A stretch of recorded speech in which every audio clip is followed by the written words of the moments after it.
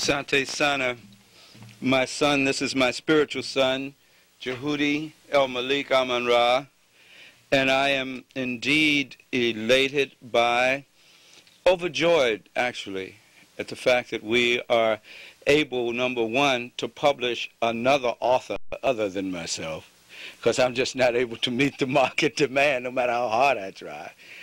And I am so happy that this author is Jehudi because of the spirit and dedication he brings to his work.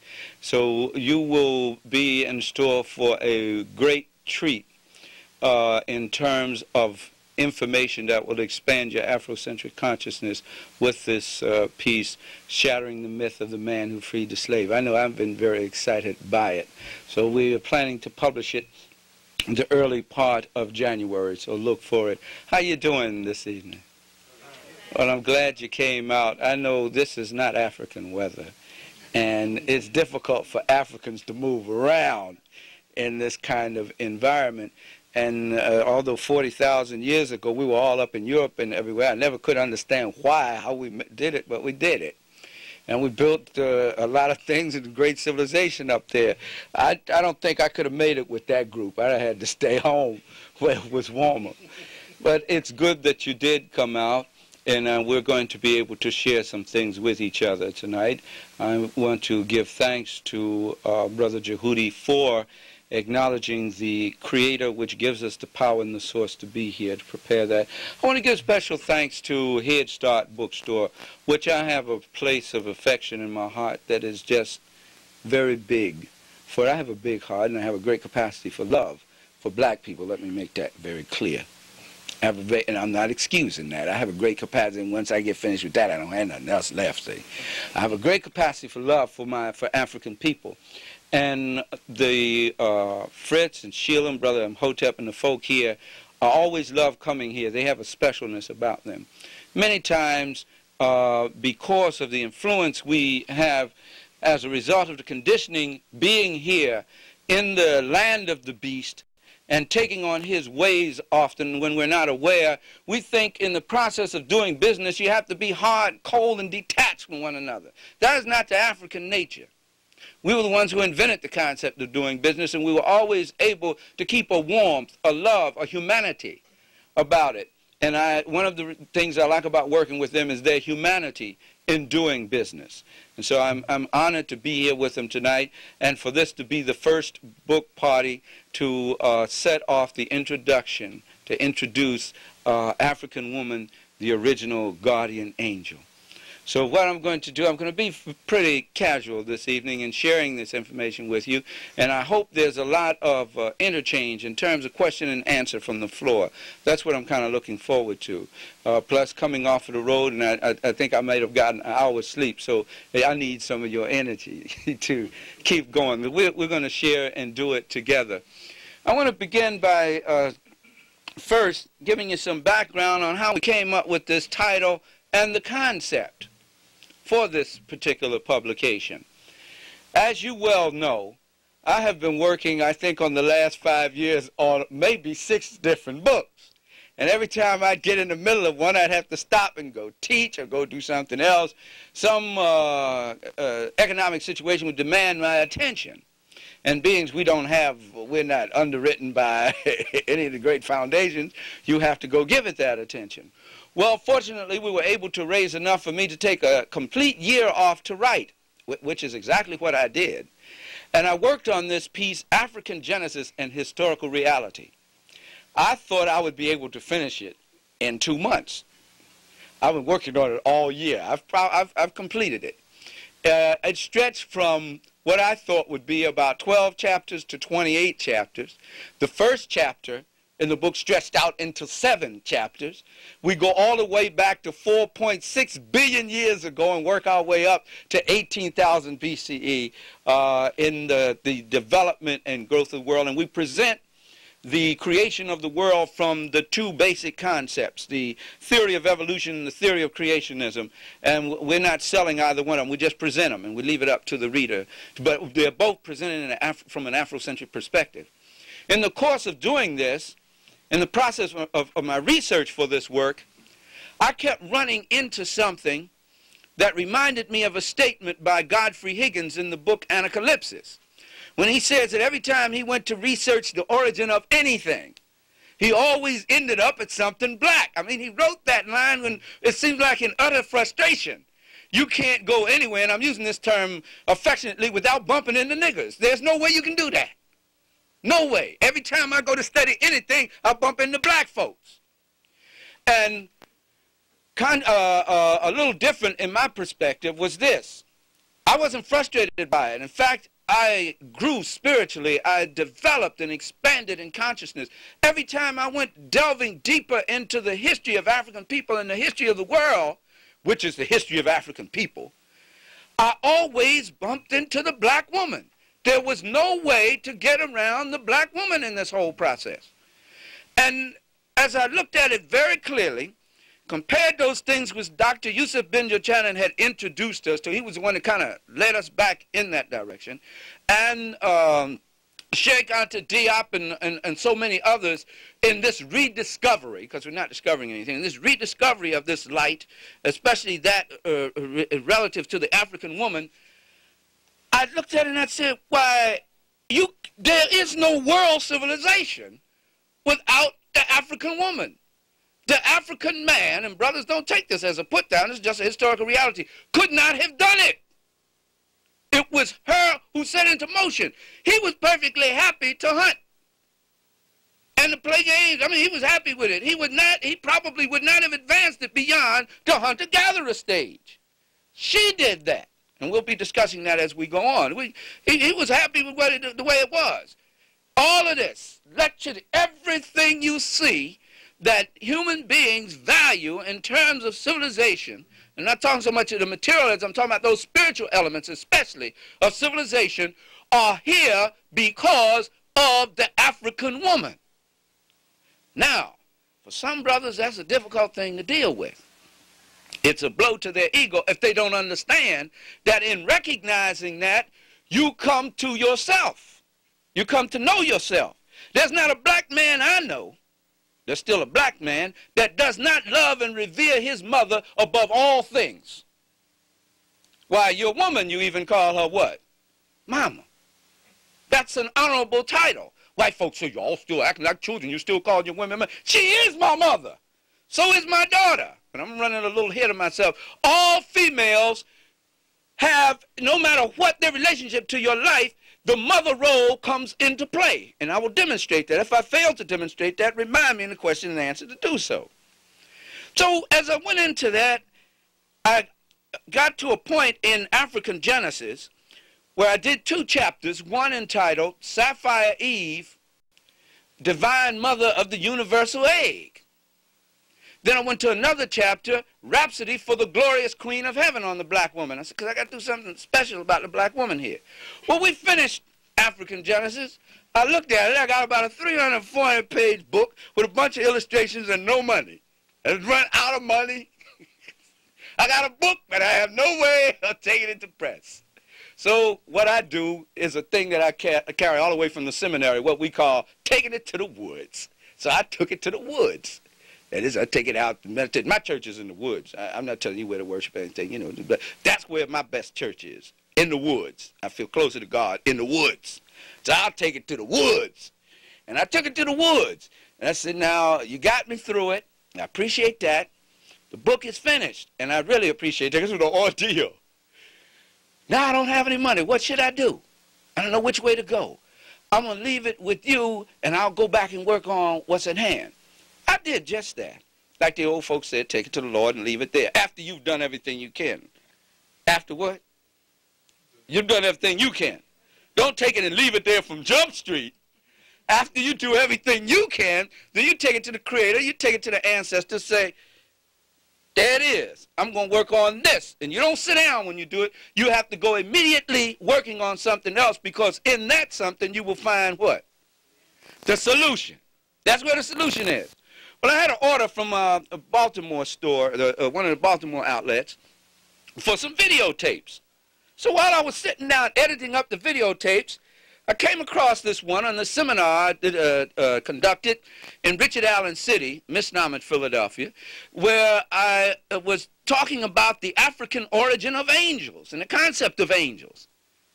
I said, you know, this was some pretty good material. And I said, then it came to me. Then the Spirit spoke to me. The Lord talked to me and said, Ishakamusa. I said, what? See, this is what you do. You take the 2 chapters on the African woman and her creation of, I said what? Creation of an ongoing contribution to world civilization. Put those with this piece on the angels and the piece you just delivered at Howard University on the last rites of passage, and this is what I want you to call it. I said, what you want me to call it? I say, name it African woman, the original guardian angel. I said, solid. We gave each other 5, and I went on to work on it. That's how it happened. I always get a Lord 5, and he give me a solution. You know. The Lord is hip, you know. Hip dude. So that's how we come into now. You take this, and when you publish that, that'll move, and that'll help you to raise the funds to go on with the larger work. That's how Angel came to pass. While working on African Woman, the original guardian angel, which was an exciting experience, was a joyful experience indeed, I had this poster by Cal Massey, artist Cal Massey, Angel Heart. Well, when I first started working on it, I didn't have the poster. One day I was in another outlet delivering some materials, and I saw this poster sticking from behind something. I was talking on the phone, and I stopped suddenly. They thought maybe I was having a heart attack or something. I kept saying, They thought maybe I was, you know, having a seizure. I saw this picture, and I knew this has to go on the cover. And I'm going to call this artist and make him an offer he cannot refuse, because we must have this sister on the cover. And, of course, fortunately, we were able to work out something. It's a beautiful piece. Well, while I was working, many times I would get tired in the process. And it would seem like to me that, and don't say nothing because you weren't there, I was the one there, she would come off the poster and fly around the room, and when I started dozing, she'd whap me with one of them wings. And I'd get back to work again. My wife started getting jealous. She said, now, wait a minute. I believe in the extended wife thing, that thing, but this woman taking everything. I don't get no time. She took over completely. And in the last few weeks of production, she possessed me. She also gave me the strength to go for 48 hours straight without sleep, which at 51 years old, I'm not inclined to do. But she carried me through all the way. What I'm talking about is not the poster. I don't want you to think I've got a fetish with the image. I'm talking about the concept, the energy, that spiritual energy that comes from the idea and concept of the African woman and her strength. My real African woman and angel was my wife and my babies, especially my little girl. That actually, she owns me. She owns me. See? And they keep you going. So that was how that experience was taking place as we were working on this. I want to cover with you a few thoughts on the chapters or the essays. What we did, we put them into essay form, a collection of essays here. I want to discuss some of that with you. And after so doing, I want to move on as quickly as we can to question and answer, comments and exchange. I would really prefer to do with that. How about you? All right, I'd really like to do that. Now, the introduction is titled, Black Woman, the Epitome of Wisdom in the Ancient World, of beauty and wisdom in the ancient world. Between 40,000 and 200,000 years ago, and probably even further back, the standard of physical beauty all over the planet Earth was the Africoid features of the black woman, a feminine beauty. For male beauty, of course, was the African male. Her pronounced steatophagia, ample posterior that causes brothers to say, Lord have mercy. when she walks down the street. The way she can make her skirt snap like no other woman in the world can. And then what they'll do with you is take you into these places for modeling, these schools for modeling, and tell you to walk with it tucked in. This is your mark of divinity. One of your marks of divinity. Never be ashamed of it. You know the brothers are not ashamed of it. You know the black men love it with all their heart and soul. You just have to learn how to love it spiritually as well as physically. But you're supposed to love it mentally, physically, and spiritually.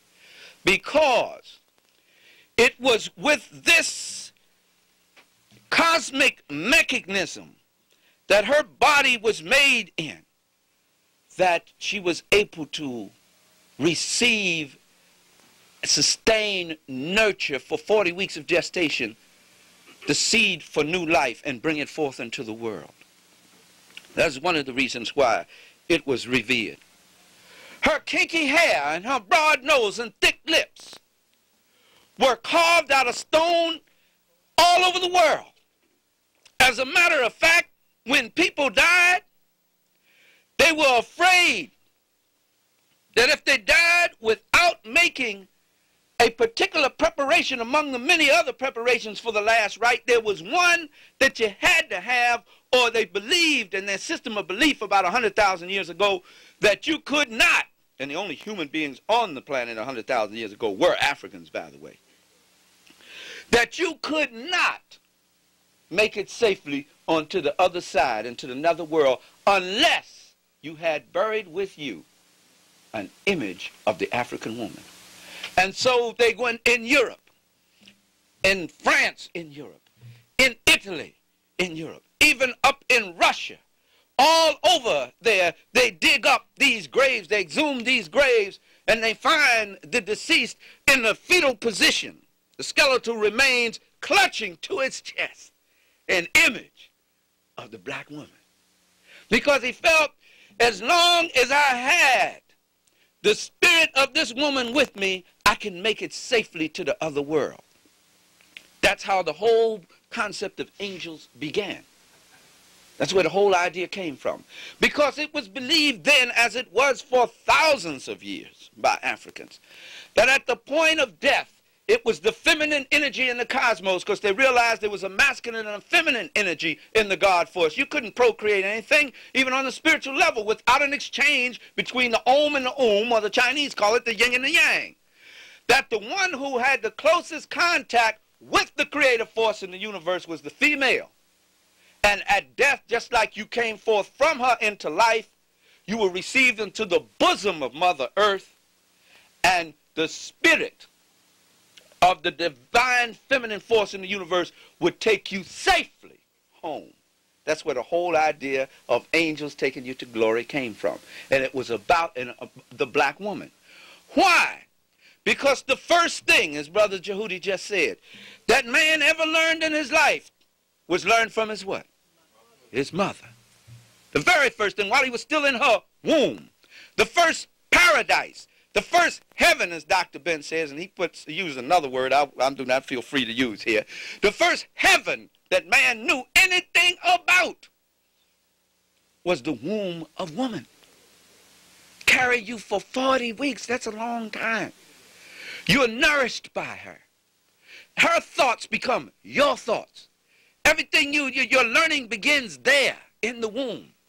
She transfers, and so when you come into the world, she already has somewhat established the perimeters of your personality, your being, and where you will go in life. She is the one that has set that from the beginning. Mother, that's the first heaven that anybody knew anything about in the world. That was the first symbol used in worship. The woman's vagina. Not because people were being, what do they call that now, pornographic? That's what you call it in the European world. It's because people look back and said, that's where I came from. That's how I got here. That must be, and what he could remember subconsciously from living there for 9 months, that's the best place I've ever been. The most comfortable and the safest place I have ever been was there. So he spent the rest of his life trying to get back there symbolically. You have to understand the spiritual connection there. Well, then the black woman, most all black women, and I would dare say probably all, and I'm talking about 100,000, 200,000 years ago, the date may vary, knew they were beautiful. They were the Miss Universe, without a question. They knew that. They weren't attacking their hair and face and everything else. And I'm not picking on anybody. Believe I'm not doing that because you my sister, you my brother, I don't care. We still family and I'm in love with you. And you make your own choices. But I'm saying they didn't feel the need to do that. They didn't feel the need to try to look like somebody else because they were very happy with the way they looked. The black woman was overjoyed with the way she looked because the black man was constantly telling her how fine she was. I mean, why else would you go all over the world chipping out images of her in stone? And not only do you do it while you're alive, you go and take them to death with you. Take them to the grave. Say, I do not want to leave this. Now, I don't want to take the live woman. That wouldn't be right. But I got to take something to remind me of the joy I shared while I was on earth, the greatest joy that I've ever known while I was on earth. I had to take that with me. This is the way they believe. Don't just say, well, this brother is, I don't know if I can go. This is the way men thought 100,000 years ago. These were men who were creating civilizations and building great civilizations all over the world. Up in England, which I don't care that much for, but in France, and in Italy, and in Russia, and in India, and in the Americas, yes. All over the world. They were so inspired by the angel. In fact, one of the words for angel was genius. And that was to bespeak the fact that, and in the Arabs call it the genie. And that it was because she was the inspirational force that gave him the drive to do those things. To want to conquer this, to do that, to achieve great things. The standard of beauty and wisdom all over the world was the African woman at that time. And she knew it quite well. One of the reasons why I set about writing this, because you have to question your purposes for what you do, is that I would love to see so much the black woman come to know who she is. For in so doing, I think it would alleviate a lot of her insecurities. And she would not feel the need to attack her man as often, and he would not feel the need to react to it. And he needs to know who she is, so that he won't mistreat her and misuse her, because when he does that, he messes up his karma. When you mess up your karma, when you mistreat your mother, you messed up spiritually. And your wife is your mother. Like there's times when you're her father. But she represents your mother at times as well. And if you mistreat any black woman, you have mistreated your what? Your mother. When you marry out of your race, you have insulted your mother. That's what you've done. And when you insult your mother, well, that's about the worst thing you can do. For Africans anyway. About the worst thing you can do is insult your mother, and your mother will tell you, I brought you here. I'll take you away from here. If anybody can put the fear of God in you, she can.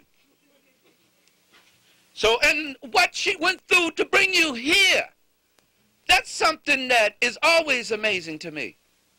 And then after she goes through it, the next minute she's smiling and looking at you and saying, my baby, after you went through all of that.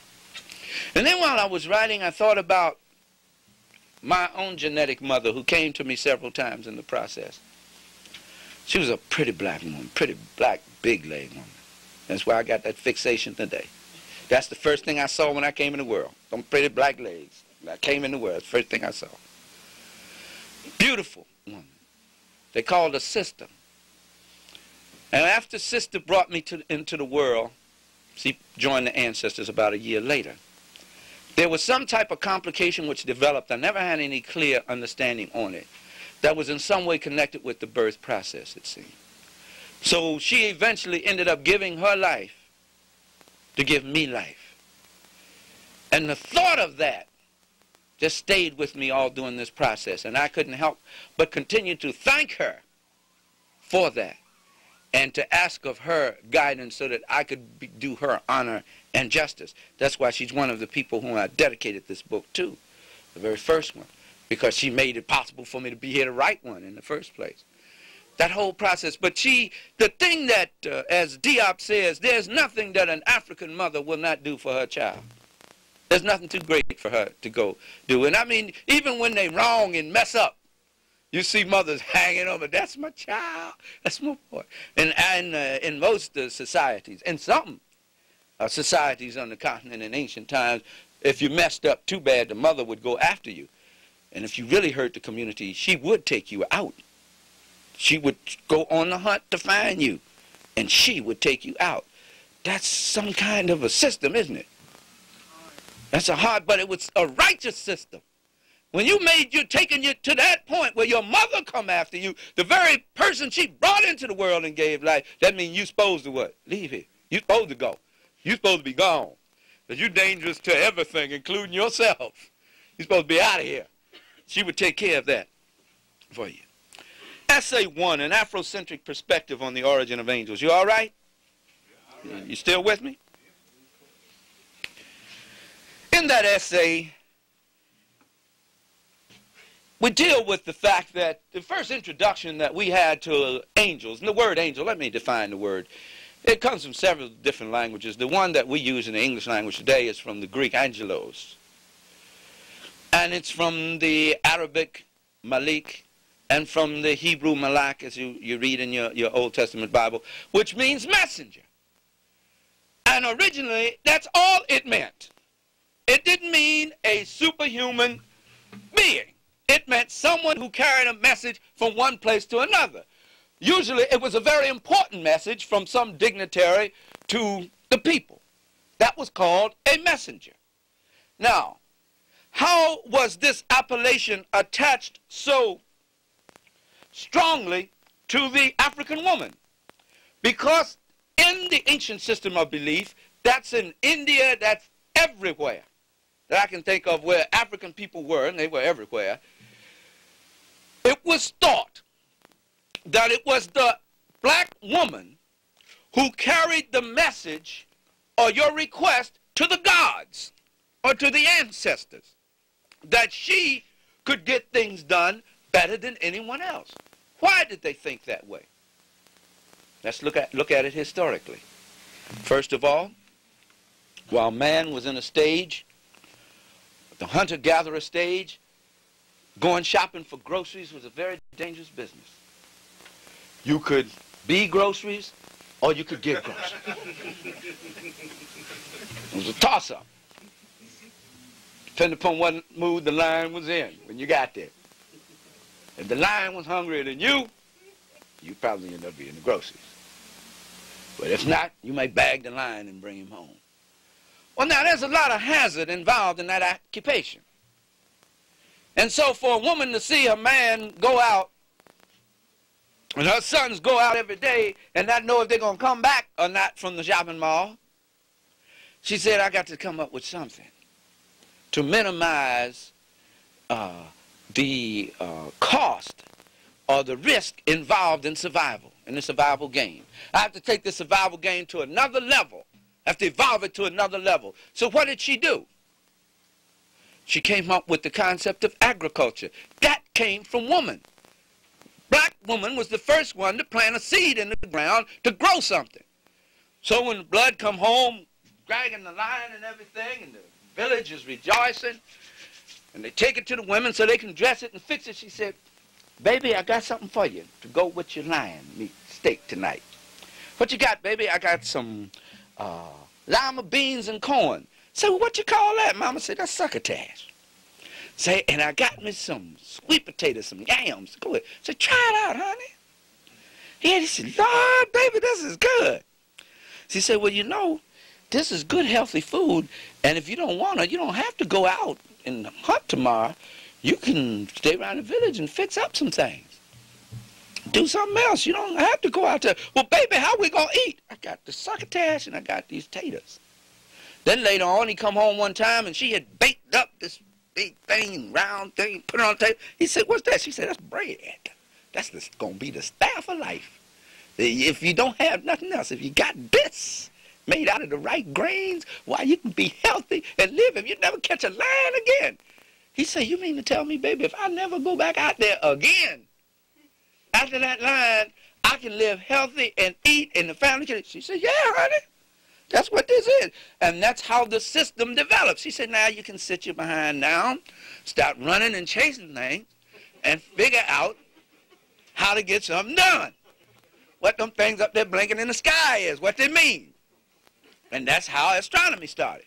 He couldn't sit still to study him long enough. He was too busy chasing food.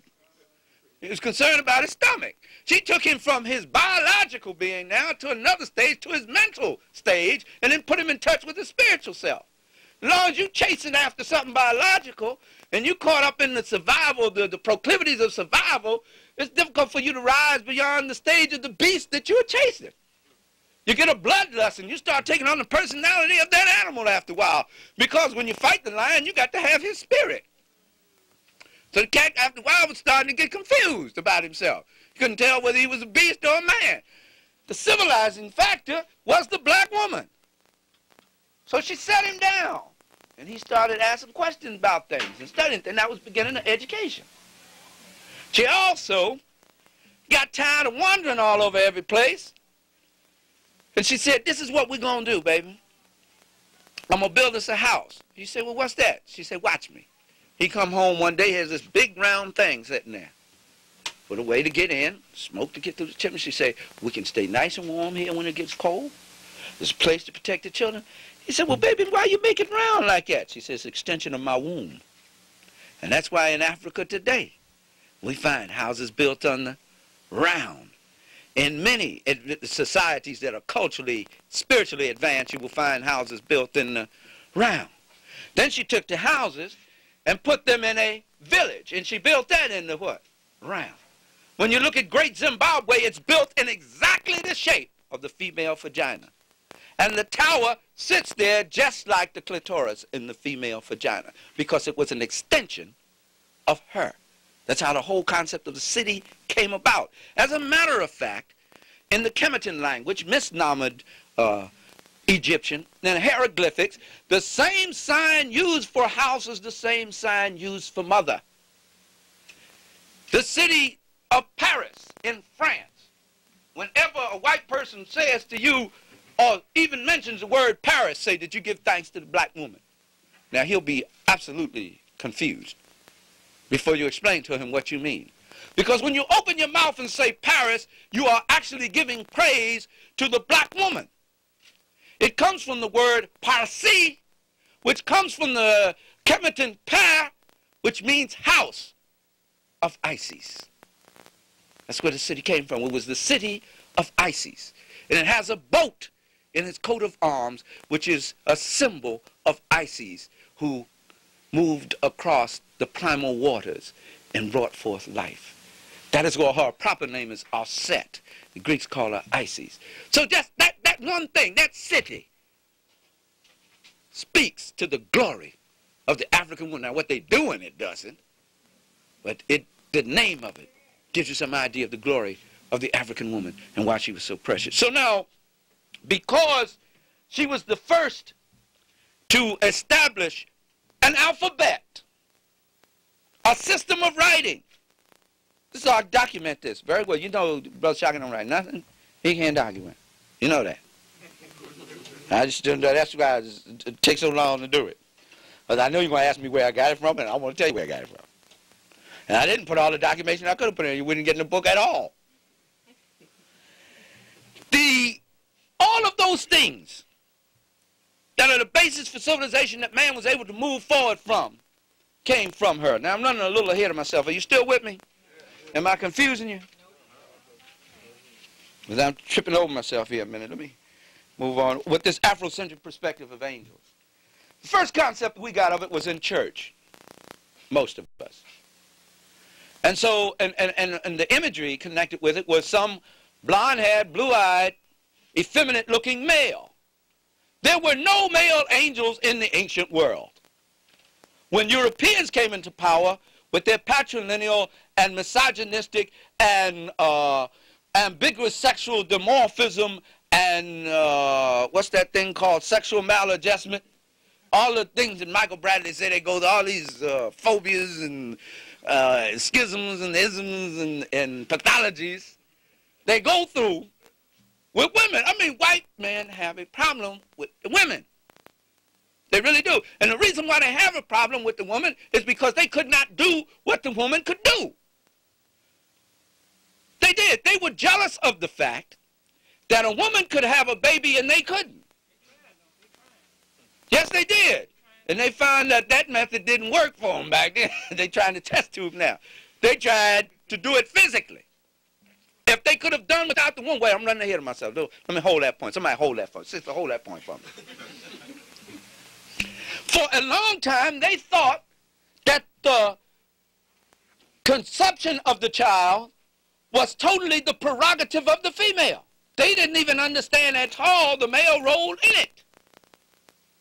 They were just getting something. They didn't know what it was doing. That's put it in there, it was just getting something. They had no concept of the spiritual connection there whatsoever. It seems now, as I look in historically, the African understood this at a very early period and based the whole scientific structure and their symbolism off of it. In fact, every symbol of religion can be traced back to the woman's body. Every symbol of religion. Let me give you an example. I know I'm jumping around quite a bit. All right. But the book will straighten it up for you. Let's take now the Star of David, which is the Sri Yantra of Hindu Kush, brought there by the Kushites in India, in the Indus Valley. The Sri Yantra, the double triangle, is a symbol of the female vagina and the interchange between the male and the female in the act of copulation, which was a divine act in those days, when nothing nasty, evil, shameful about it. It was a divine act when man and woman came together because the forces of the universe were moving you. And out of that could come new life. That was a divine happening. Unfortunately, it's been so debased today. And one of the reasons why we write about this and put emphasis on it is with the hope that African people will get back into the sanctity of it and not be ashamed of it and approach each other with the wholeness and soundness of mind wherein they can take it beyond a biological level. And therefore they will get the total benefits of the act. Now white folks talk about celibacy and all that. Africans need exchange mentally, spiritually, and physically. And they need those things to be harmonized with one another. Now I'm not saying that you should run around promiscuously bed hopping. I don't mean that. I'm saying there needs to be a sane balance with African males and females with that sharing of one another. And there's also understanding the sanctity and the sacredness of it. The female must always be approached in the spirit of that sanctity and holiness. And she must never be left unfulfilled. That was a sacrilege in the ancient world. No African male would ever think of doing that. No way to partake of his pleasure of a woman and leave her unfulfilled. That was absolutely unheard of. As a matter of fact, once it happened, once them sisters got finished talking, why, you had to move. The elders got you and said, come on, boy, we need to talk to you. But they had a system whereby in their male and female training in the secret societies where they prepared you for that. How to take love, how to give love, how to exchange love, so that you could be totally fulfilled and that the experience would go beyond the biological and you would see God. I mean, I don't see how you can get closer to the Creator than when you're hanging between life and death at that moment. You know what I'm talking about. You between life and death. Now, if it lasted any longer, you could your heart stop.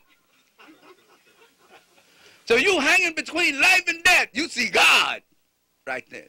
And if you approach it in that way, it's so beautiful, and it's rejuvenating, and it gives you the strength to go on.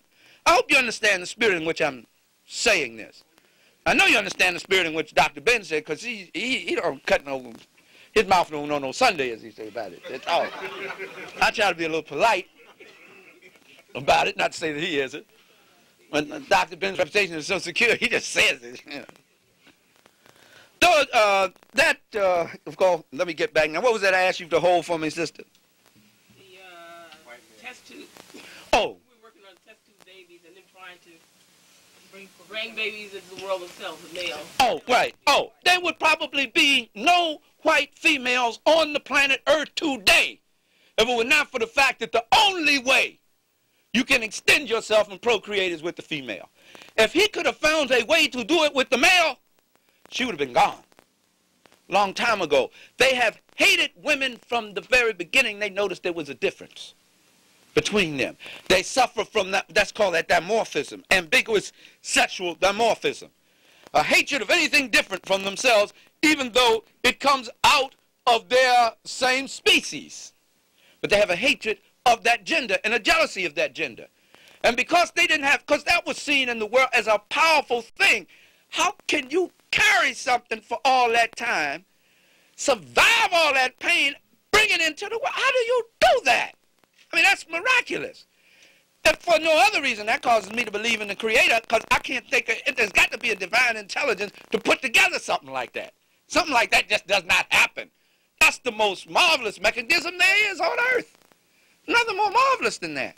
And he looked at that, he said, well, how come she has the power to do it and I don't? The African male said, well, silent sister, I'm sorry to see you go through all that, and I'm going to be here for you. But since the Lord blessed you with it, you got it, you know.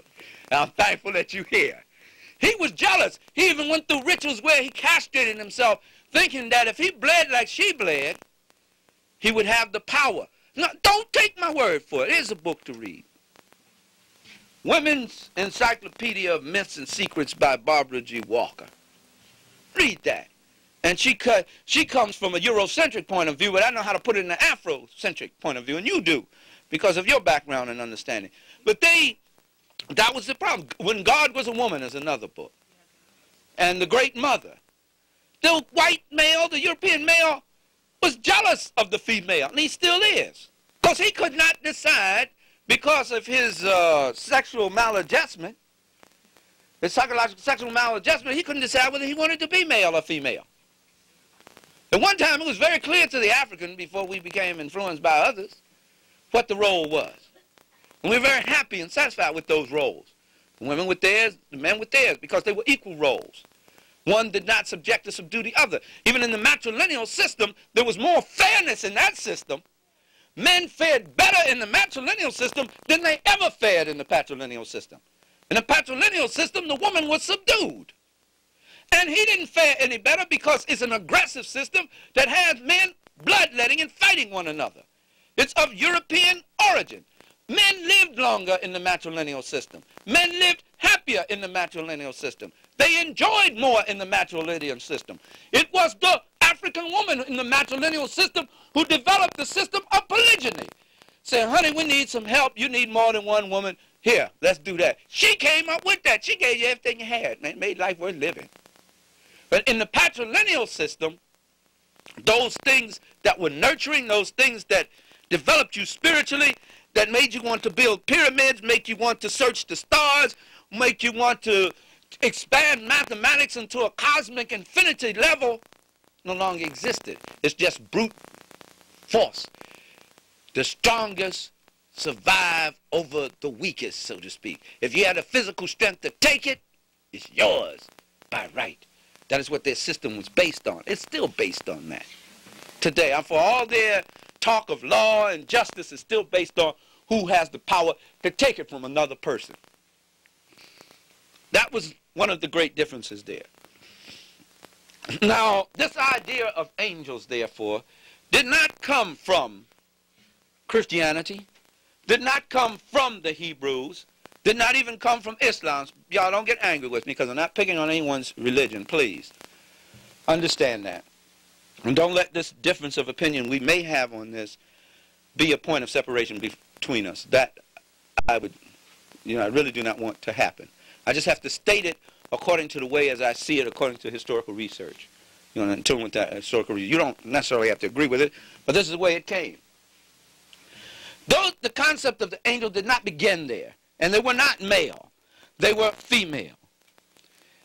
It began where then? I think that takes us to the next essay. It began with the Nubian Grimaldi, is what I call them. They call them the Grimaldi, that the remains they dug up in Grimaldi, Italy. That's where they first, in 1800s, mid-1800s, began to dig up these Africoid remains, which date between 40 to 100,000 years ago. And they named them Grimaldi, which is improper, because they were from Nubia. They were Nubians. So I call them Nubian Grimaldi to identify the place where they first began to exhume them, to excavate them, and to identify who they actually were. They were Nubians. They were from the continent of Akebu land, misnomed Africa. That's where they were from. And they built a marvelous civilization which cannot be in any way claimed by the Cro-Magnon, who came about 10 or 20,000 years after. He comes up out this ice mysteriously. You know, I'm probably developing out of the Neanderthal or something. It's still a mystery to where he came from. And I'm not being hateful, but this is true. We know that the system of life in the world was far more peaceful and harmonious before he came than after he came. Now, if you don't believe that, look at the world today that we live in. And look at the history of Europeans in connection, in relationship to peoples of color. That speaks for itself. I mean, it's very obvious. So I'm not talking about hatred or anything. I'm making an historical assessment. I'm making an assessment of a situation based on historical information. All right. Well, some of these figurines, these Africoid figurines with these voluptuous figurines that were buried with the deceased, had wings, which was a symbol of the concept of being born spiritually from this life to the next.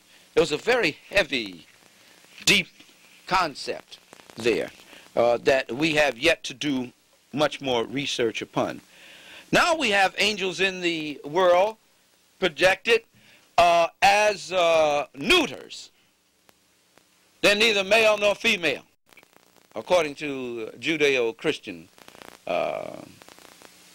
theology and philosophy. They're neither male nor female. They're totally corrupted the whole point. I mean, they don't make any point anymore. They're just mythological beings. They're fantasy beings. So when your guardian angel is with you, you won't get hurt. But how come so many devout Christians die in car accidents and things like that? That's the question I have to ask, if that's what the meaning of an angel is. That's a practical reality. I'm not attacking belief. I'm just asking why, if that's the case. Obviously, angel means something else. Essay 2, Angels in Ancient Kemetan High Culture. And as I was researching it, I kept seeing these winged creatures over the head of the pharaohs. Remember seeing those in the pictures? Over the head of the pharaohs. And then when I saw the one with the head of Osset on it, whom they misnomer Isis, then I got the picture. I understood. This was the protecting angel over the pharaoh. She protected him from his enemies. She gave him inspiration to rule with wisdom. I went further in studying the iconography of ancient Kemet, misnomered Egypt, excuse me.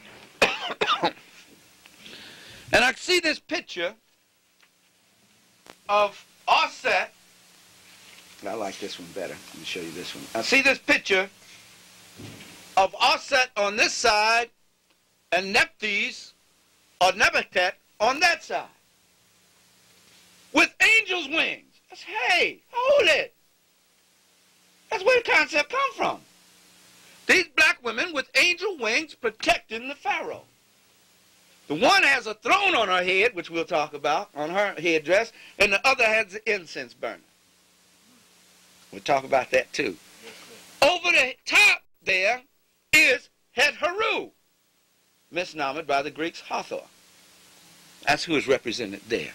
Also, it is represented in the feminine, in the masculine form as Ptah, the Ptah Beetle. But it also stands for Het Heru, because this symbology of ancient Kemet, or what I call the astro-mythological scientific symbology of ancient Kemet, was so heavy and profound that these things, we may never know them all in this lifetime. That's how you're talking about an empire that lasted 18,000 years. And just constantly developing and creating these scientific symbols. They didn't bow down and worship these things. These were symbols of natural forces. In African Genesis 2, entitled, in the beginning was, African Genesis 2, Black Gods in the Land of Eden, I trace many of these gods and goddesses back to the original African kings and queens they were named after. These were people who actually lived, who represented certain principles of life and natural phenomena, demonstrated in what they did for the people. Now, looking at this picture done by Brother Mentu Teggett, it's a favorite. We keep it hanging in our living room. And it's a blessing just to look upon. Here now is Osset with the throne on her head. Why does she have a throne on her head? Because the throne represented the lap of your mother. Why? Because it was the woman who established the system of governance. And it's she who made kings. She was the kingmaker. She gave him the power to be the king. You are the front line of defense between me and the outside world. Not to say that women couldn't, because you got some bad warrior queens, man. She preferred, in most cases, I'll take care of the domestic front. I will continue to develop civilization, writing, art, I will do music, mathematics, agriculture. I will continue to develop all of these things. You rule and take the throne and protect it. I'll develop the marketplace. There was no Wall Street without her. Whenever you see them down on Wall Street, remember, you created that. One say, I'll take the beans with the potatoes, and they were switching it up. That's where the first barter came. The first trading system came about. And then she began to sophisticate it with calorie seeds. Selling 10,000 yams at 20 calories per. And they were switching up. And they were swifter than the folks on Wall Street. And I don't know how they understand what they're doing out in them pits. They have to be, she was swifter than that. Because the African woman could carry around in her head the whole inventory of a shop. And African shops can get quite cluttered. In her head, the whole inventory of 35 or 40 shops. The Dahomey woman was famous for doing that. That's how good she was. She developed the whole system. She was the most highly intelligent being on earth. And she transferred that intelligence to man. Not to say that he didn't have the capability. I didn't mean that. She was the one that made him more aware of it. And the times that she really made him aware of it was in those inspirational moments that they were together. When you came together in the midnight hour, you were supposed to come back from that experience with more than a physical release. You were supposed to come back elated, elevated. The Kemeton priest said man could not know God until he had known woman totally.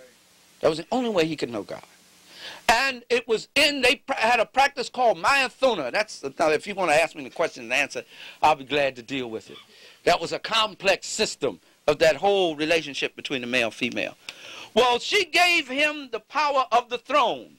In fact, I have a picture in here of Seti I sitting on Osset's lap on the day of his coronation, because she was the one who gave him the power of the throne, his mother.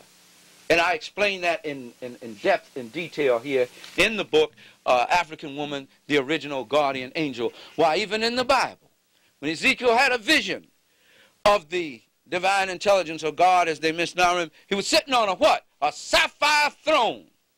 Why?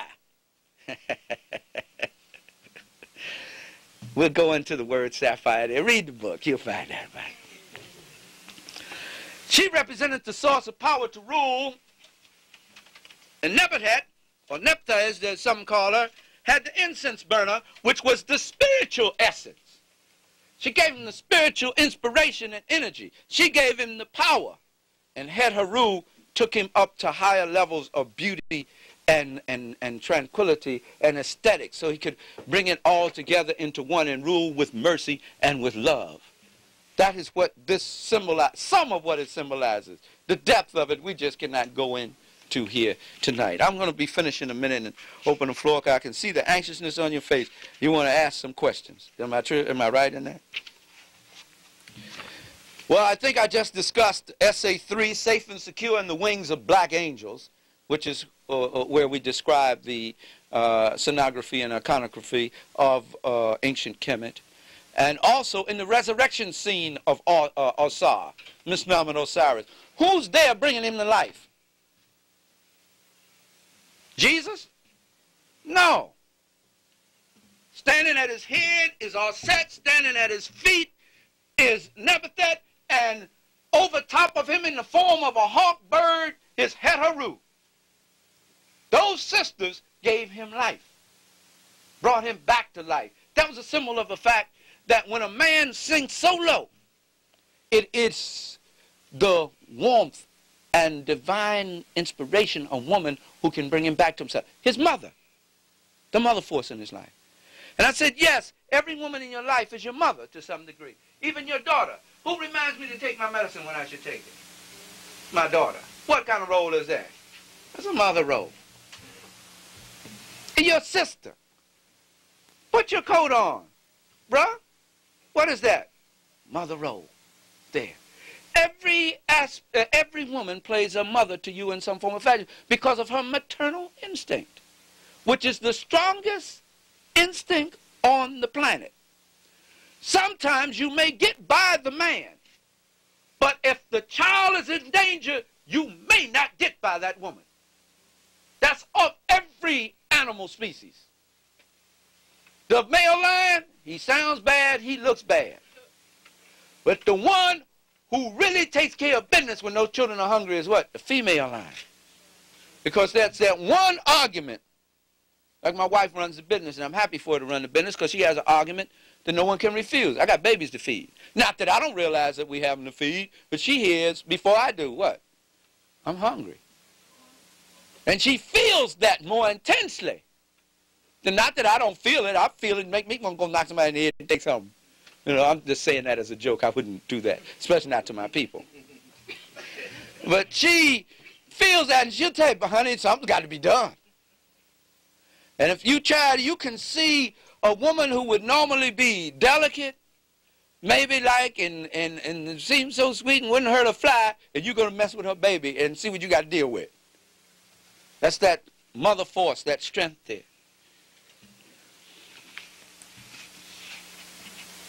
Essay 4, Sapphire Eve, divine mother of the universal egg. Now, the sapphire was a very precious stone in ancient times.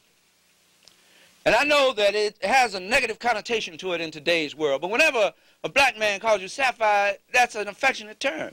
Even when he's talking about it in terms of it has a dual meaning. It's your sweetness, your preciousness, your value, and then there's other meaning when you're evil and got your habits on. And you get to acting evil. But even then, it's meant what? Affectionately. Sapphire. And that's why we put that Sapphire Eve there, and I go into the explanation of why that is. Eve is the code name used by scientists for the mother of all, and of course they took it from the book of Genesis, from the Genesis story of a cosmogonical story, which is just one of the many, which I discuss in African Genesis and Historical Reality. The Eve that they have rediscovered now is the mother of all living on earth, that all people can be traced back to this group of black women on the continent, the mother continent, southern portion of the mother continent. This black woman, this, what they misnomer, Hottentot woman, this woman, the mother of the world, everybody's mother. I know some of them you don't want no more to claim, but she is everyone's mother. 200,000 years ago, she was the only Homo sapien on earth producing children. This black woman. And her mitochondrial DNA survived everything else around her and became the source of all other life. No wonder the whole world worshipped her at one time. Now, when Dr. Ben first taught me this, I walked the street for 2 weeks in a quandary. I couldn't get it together when he said there was a mother God before there was a father God. And I walked around and I couldn't figure that out to save my life. How could this be? After all, I came up in the seminary and I've always heard of Father, God, and my image was, even when I embraced the Afrocentric image, it was always of a jet black male with white, hair all over the Ancient of Days. And all. This is what I pictured. He said, no, before there was a Father God, there was a Mother God. And I said, how could this be? Then he went on to explain to me scientifically that man's concept of God was that which gave him what? Life. That which nourished and sustained him was his concept of God. He didn't have any understanding of the divine intelligence beyond that point. That's why some people were bowing down, worshiping totems of things which they ate. Why? Because that thing, what? Fed them. And if God can do anything, God can what? Feed you. That determines who your God is. And for many black people today who have such a great profession of faith, I find that when they put in a jam where that faith is tested, or they got to do what that white man tell them to get that paycheck, God comes up on the short end. Which says, in one tape, one message I did, black folks need to stop worshiping the white man and start serving God. Because in many instances, that's what we're doing. Because the person who writes your paycheck or controls your protein, can cut off your protein source, is the person that gets your honor and worship. That's why it's so hard for them to cut them images of white deities loose. Here's a big church. I passed one the other day. Big church. Built by the blood, sweat, and tears of black folks. White folks ain't put a dime in it. Black minister, black usher bowl, black everything. You walk in the, you look, now you don't even walk in the church. You look through the glass door. Here's this big white faggot standing there with his hands outstretched. Come unto me. I am your salvation. Said, now if that isn't insanity, I don't know what is. I'm not attacking anyone's belief. I don't mean to do it. Let's just examine that logically. How do you put your blood and your sweat in the building or something and then take somebody else's picture and put it on it? See, he did it. All to him I owe. Wasn't for him. I was the white boy. He put it down and give damn whether you put it built it or not. It doesn't make it no difference. That's so long you came to work Monday morning. That's just. But the first concept of any deity or divinity on earth was that of the black woman. That was the first concept. Because that's all man knew about it first. This is where I came from. This is what nourished me. This is what sustained me. This is what held me at her breast all these years. This is it. My father taught me true, and I appreciate my father. I revere my father. It was the first thing I ever learned. I learned from my mama. I told you that the religious symbols can be traced back to her body. I talked about the Star and the David, or what should be the Mogan David, as they call it, the Hebrews when they co-opted it, but it should have been called the Sri Yantra. There's also the Star and the Crescent. Muslims, please don't get angry with me. I'm just stating a historical point. And folks can get kind of their religious sensibilities can, and I understand, we have our system of belief, but you should be secure enough in it that you can entertain other ideas about it, other than that which is generally taught in the doctrine of your particular system of belief. And the thing is, in the Star and the Crescent, the moon was always the symbol of the black woman. In fact, you wouldn't have a calendar today if it wasn't for the connection that Africans made between the phases of the moon and the cycle of the woman's body. The 28-day cycle that comes every, what the different things sisters call it now. 28-day cycle that comes is in harmony with the movement of the 28-day cycle of the moon. So they built the calendar off of that, the way her body moved. Why in the Bible do you hear it rained 40 days and 40 nights? They spent 40 years in the wilderness. Jesus went on a 40-day fast. Why were they so preoccupied with the number 40? Because that's how long you stay in the mother's womb, the average child, 40 weeks. Everything traced back to that. And of course, the Star of Heaven. She was once depicted as, and she still is, on many of the great temples in our land there, depicted with her body outstretched, hands on the ground, here, feet on the ground, giving birth to the sun every day, the sky, the stars in the sky. She was connected with the sky. She was connected with all of the aspects of nature, the earth, the sky, all of it. That is some of the things of where the star and the crescent comes from. It gets even deeper than that. Goes even deeper. It's connected with the correlation between the African woman's body and the phases of the celestial heavens and the forces of nature. Because they saw her as a microcosm of the microcosm of the total cosmos. And that's why they called it what? Mother Nature. The only people I know have a fatherland are them crazy Germans. Everybody else has a motherland. The earth has always been associated with the mother force. And here this nut who has problems with his own sexuality has a fatherland.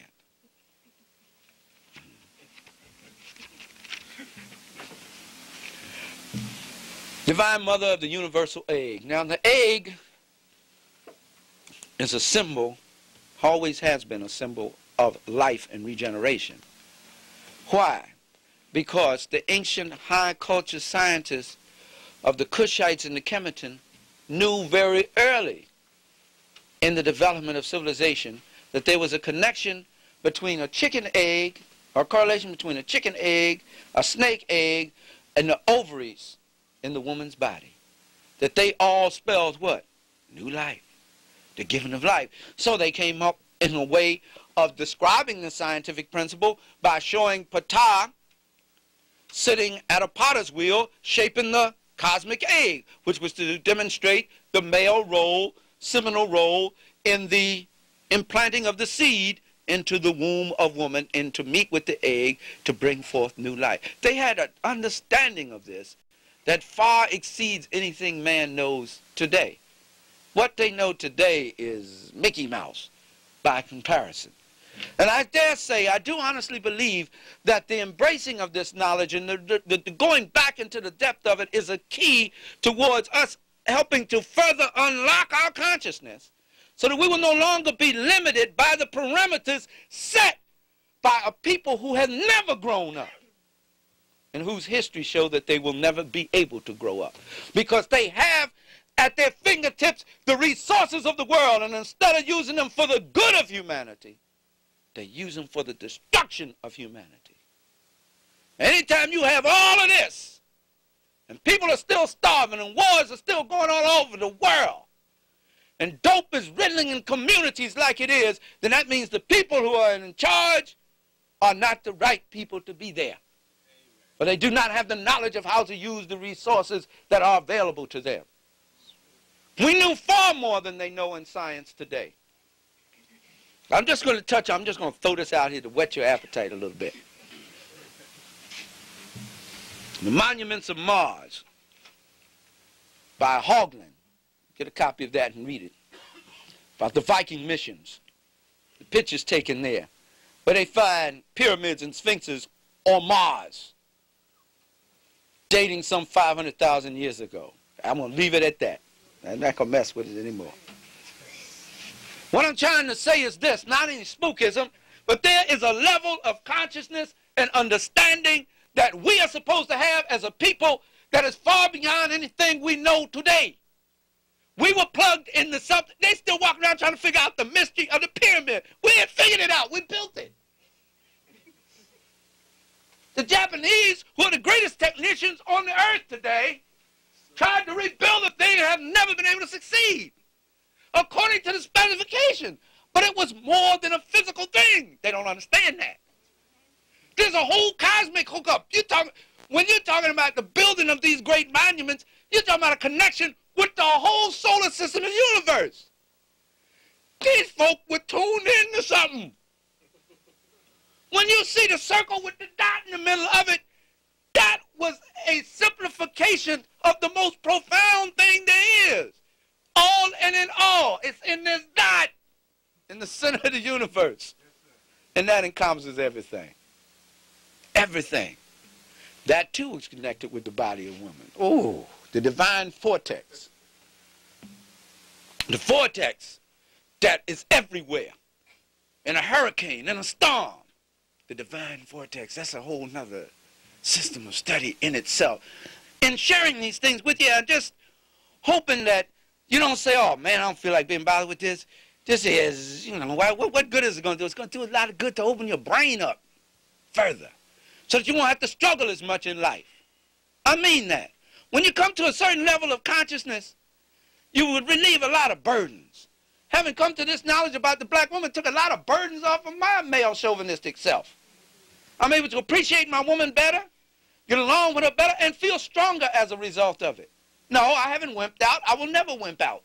I can't. And that's not what the black woman wants. She doesn't want to wimp. Now, some of them say they got a wimping train. Once they wimp him out, they get tired of him. They go on to somebody else. But that's not what we're talking about. Recognizing her as the queen of the universe does not diminish me in any way. Because in so doing, I didn't have the power to be the king. She makes me so. And she wants to look up to you as that. That's what she wants. So she can be free to go on about the business of civilization that she has to do. She's still the salvation of civilization, even though they tried to reduce her down to daytime soap operas and all that stuff. That's not you. Your mind's supposed to be operating on a higher level. You used to operate on a higher level. When they wanted to know something, all over the world, they went to the oracle. Who was the oracle? Black woman sitting over water, running water. Always had to have some running water. Deep running water. Sitting over some running water. Tell you what you need to know. Excuse me. In my own personal life, I dedicate, one of my dedications is a book to Mother, the Reverend Mother Susie Tate. Saved my life on many occasions. Black woman. Could see things. Called me up and said, boy, what you doing is going to get you hurt. And I went and checked it out, and Lord, I'd be escaped just by the skin of my teeth. Now, our system of belief is not the same. Excuse me. But that doesn't matter with me. It has nothing to do with that. She is tapped into something in the universe. I don't care whether I understand it or not. It saved my behind. That's the final, that's the bottom line there. And I appreciate that. So in understanding that and giving that kind of glory, and the Honorable Elijah Muhammad taught that, as long as you respect your woman, the world will respect you as a man. If they can disrespect your woman, then they will never respect you. The white man don't even want the white woman, but he demands that everybody what? Respects her. He doesn't even respect her himself. Keeps her up under him, beats her down, she out there fighting for women's rights because he won't treat her right. But he demands that everybody else, even if he thought you were looking at her, which I didn't want to look at her, but he thought you were looking at her. Killing people, Emmett Till and all that, because he thought he whistled at some white woman. He don't even want it himself. He's so busy running around here trying to get black women and other women of color if he ain't trying to plug one another in the butt. So that I'm talking about his culture, the Greek culture, which he claims to be the basis of civilization. That's what their whole culture was about. They didn't want nothing to do with no women. The reason why they went with women, because that's the only way you can have babies. And you remember, if you ever read Lisa Strata, the women told the men that they were going to never have access to the bed again. Therefore, they would be cut off from their immortality through their children if they didn't stop fighting one another and hanging out there in them tents, plugging one another and come home and deal with them. If you've ever read the story of Lisa Strata, that's exactly what it says. Dr. Frances Welsing, with her fine self, said that black women ought to adopt that method, that if you won't stand up for the defense of this people, and you won't stand up and be a man, I'm going to cross my legs and not uncross them until you do. That'll make a lot of cats straighten up.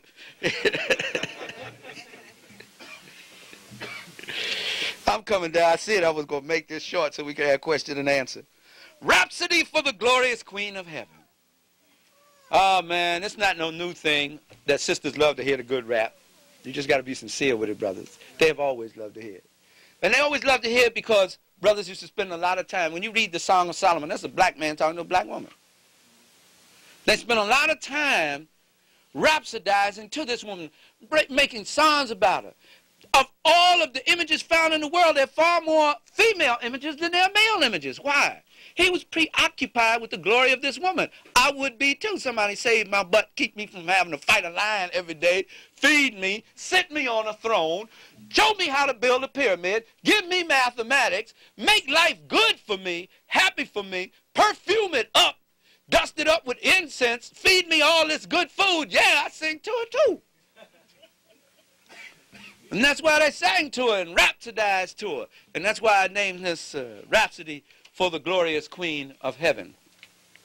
One of the symbols of among the many, the wisdom knot was one. That's why tying the knot in marriage and all that, it's supposed to be hooked in with wisdom. I go into it in the book. One was the horn. And you see many images of African women 30, 20, 40,000 years ago with horns on them. Now, white folks coming on, they don't know what they're looking at. This is a grotesque looking thing. It wasn't for the people who did it and knew what they were doing, what the imagery stood for. It was a symbol of the fact that she was the first domesticator of animals. The first domesticator of animals. And the fact that also she used those horns to carry the potions that she mixed medicine in because she was the first doctor. She was the first healer. She was the first one to say, come here, baby, let me deal with that cut on you. She still do it today, don't she? When you come home and you hurt, who do you go to? Who takes care of that? And when you need comfort real bad, where do you lay your head? If you lucky enough, that's what you do. Because there's no greater comfort than that in all the world. It's a healing in just that act. Just to lay your head in her bosom takes a lot of anxiety and frustration off of you. True, that's reciprocal. She comes and lays her head in your chest to take anxiety and frustration. We know it goes both ways. It was understood that way. The African man and the African woman ruled the world together. Jointly. They were not in competition until this cracker came and confused up everybody. And one of the things I think happened, and I'm coming to a close, I am, is that because the male, the African male, was the front line of defense in most cases. I said they had some warrior queens that could whip the males behind. Because he was the front line of defense, and he was constantly fighting this because white folk couldn't stop fighting. He was a relentless animal, as President Imari calls it. He was a relentless animal. He likes to fight all the time. His whole religion was based off of fighting. His religious images was based around dying and fighting. His heaven, Valhalla, where you fought all day long and then you drank beer all night long. Who wants a heaven like that? The Muslim heaven was you got 72 virgins at death and you enjoyed the pleasures of the divine black woman through all eternity. You know, that was their concept. I like their heaven better than I like Valhalla. And that was built on another concept there. His whole thing was fighting. So in his society, it was the male who ruled, and through constantly coming in contact with him, the male somehow, the African male, many began now to abuse the power of their brute strength and to subdue women. And in the beginning of that was one of the beginning of the downfall of African civilizations. The fact that Hatshepsut had to pass herself off as a man showed that that society was in trouble. Why? Women had ruled on the throne before then. That empire has been around for a long time and they had ruled on it. What was the problem? They were ruling further south in Kush. The Kandakis were. What was the problem there? That meant that they had been around or in contact with those Eurasians too long. And they were beginning to be influenced by that. But even at that, the throne still represented the lap of Aset. She was still the source of power. And all pharaohs wanted to marry, whether they were indigenous Africans themselves, which most of them were, or not. They figured the thing which secured their power on the throne and gave them the contact with the spiritual knowledge they need was to marry a woman from where? The south. That's right, the Ethiopian, the Cushite woman, because she had that special insight, that clairvoyance, that connection with the spirits that no one else on earth had. That was Essay 5. Essay 6, Black Woman, the Promogenial Bird of Paradise. The black woman was associated with birds because it was said that her influence over the men in her life, all of them, was always ethereal. Her influence in a given situation would take men higher and higher in their level of consciousness. So that as they sat down to settle a dispute or settle a problem with that elevated way of thinking, they would be less likely to go to war with one another and to draw blood. She was the one who did that, and she became known as the bird of paradise. And I go into the detail why she was associated with birds. Why the English still call them, and although it's out of context, they still call them women what? Birds. That bird. But it comes from an old African tradition. In fact, in those days, to call a woman a cow or a heifer was a compliment. You do that today, and she's going to war with you. They're going to pull some hair. But back in those days, it was a compliment because the symbolism was different. My, how things have changed. Essay 7, the role of angels in the last rite of passage, which is misnomer death. I do not believe in death personally. I'm not telling you what you have to believe in. I just believe it's a transition from one form of life to another. I believe that based on the fact that Africans seem to have believed that from time immemorial. So that's the most stable thing I can think of. Actually, nobody really knows, I don't think, what happens beyond that, but they seem to have had a greater understanding than anyone else did at the time, or have had since. I believe when someone asks me to do a funeral, I don't do funerals. I do a celebration of life. A celebration of life, the joy of life, the celebration of that person.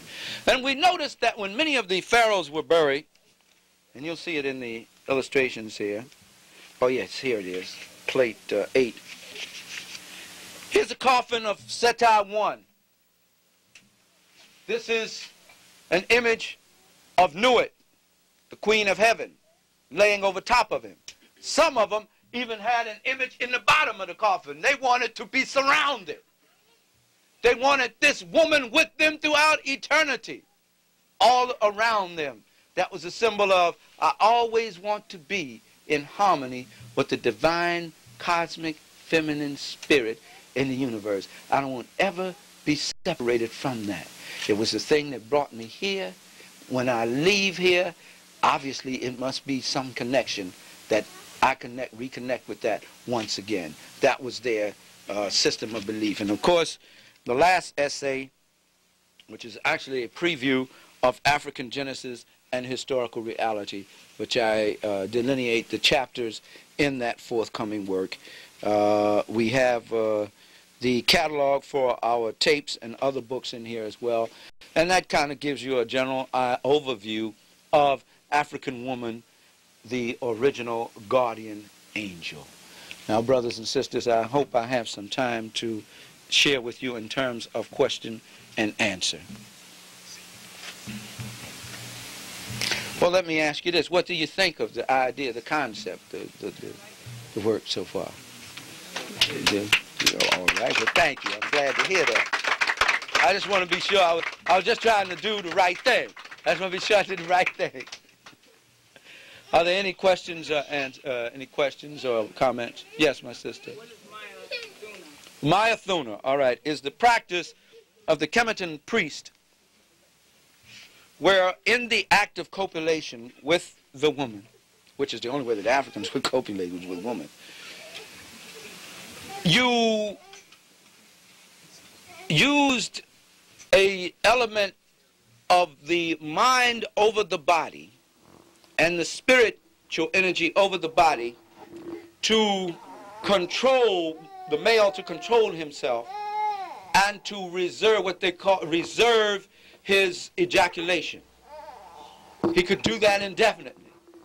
In doing that, he would absorb the energy of the female, because each time she would rise to higher levels through her orgasm, it took her on another spiritual level, and he could receive that energy from her body, from her very essence, her being. And each time that energy would come to him, it would take him to a higher level of consciousness, and he would be further enlightened. So they practiced that of withholding as long as some of them could do it, as I said, indefinitely, so that they would be able to bring her the total joy that she was able to experience and to receive that spiritual energy from them. This was a part of their meditation practice as well. They are said to have been able to achieve some phenomenal feats after an encounter.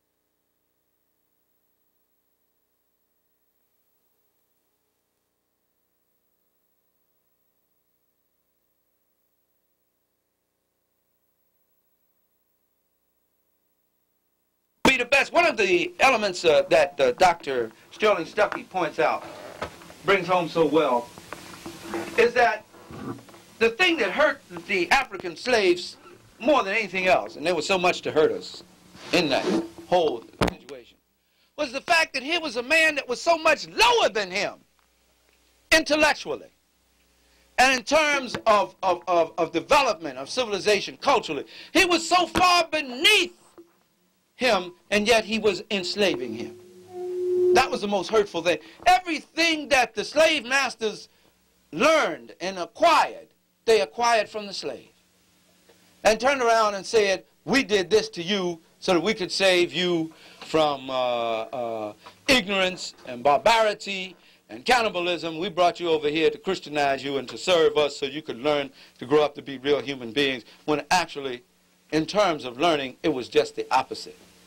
They learned it was, and the thing that kept us in that, got us in that situation, and that's a simple, this is a rather simple definition because that's a complex question, how did we get into it, is our inability, in spite of all of our ancient wisdom and high learning and understanding, our inability to understand just what type of creature we were dealing with.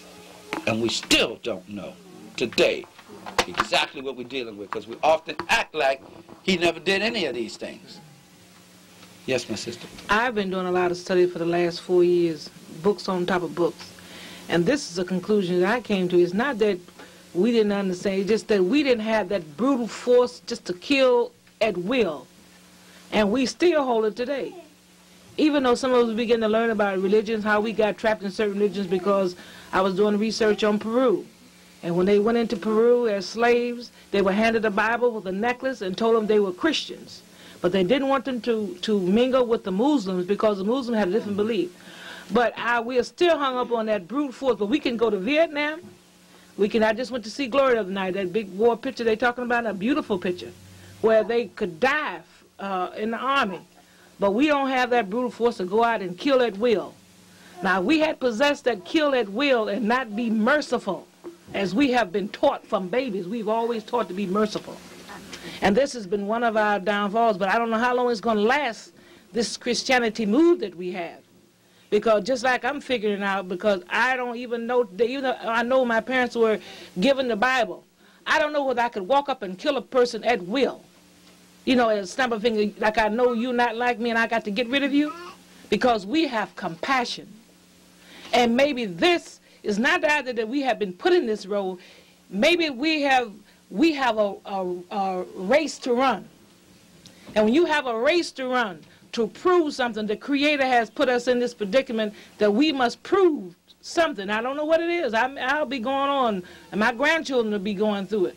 But we have to run this race and go through and be merciful to these people who we know who are brutalizing our mothers, and we know they have cut the babies out of the womb in slavery time and have brutalized us. Maybe this is it's all like a game that we must go through. This is the summary that I have, because when you can kill at will, like I say, some people say mental game, like you can form a world as you want in your mind. We have been put in this predicament. We're going to get out of it, but it's something we have to prove. It has to be given to humanity. That's an interesting observation. I do have to raise the question of this. If we don't have the ability to kill at will, how come we are destroying each other so in our communities today? That's a question that comes to mind. We seem to have the ability, I mean, not only here, but on the continent. There are many Africans who just seem to love shedding African blood. So obviously that ability must exist to some degree. It just has to be redirected. That's the point. True, they have taken advantage of our capacity to love. But now, at some point, after all of this experience with them, just the very basic common sense says to us, when you love this man, he hurts you. At some point, you have to come to the parting of the ways. A lot of that is also based on the conditioning. We didn't feel that way about it. They didn't just come get us and we came over here willingly. That was a hard fight and struggle. The difference was, it seems, historically, is that we never knew how strong his forces were or were capable of being. He was always insignificant to us, and we fought him by and large mostly tribally rather than nationally, although some of us did. Like the Mazi nation and the Ashanti were the last to go down. They put forth the most valiant efforts.